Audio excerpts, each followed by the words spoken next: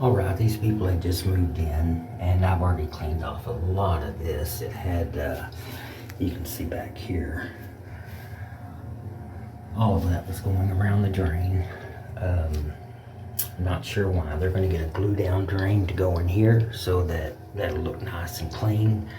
And then I'm stripping all this stuff off, and of course everything's going to be stripped off and completely redone. And I'm going to put down we'll strip this off first and then put down the fusion lock. Hand rub that into, because you can see right here how I don't know if it shows up on camera. I know it's got like a glossy look, but it's very orange peeled. So put fusion lock down and then the porcelain glaze over that, and I'll show that off here in just 1 second. Everything is finished up, got it re-caulked, put slip resistant resin on the bottom.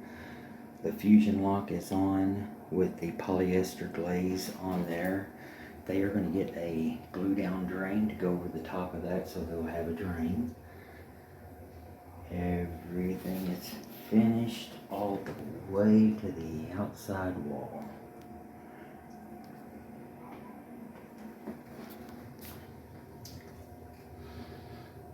I think they'll be really happy with it.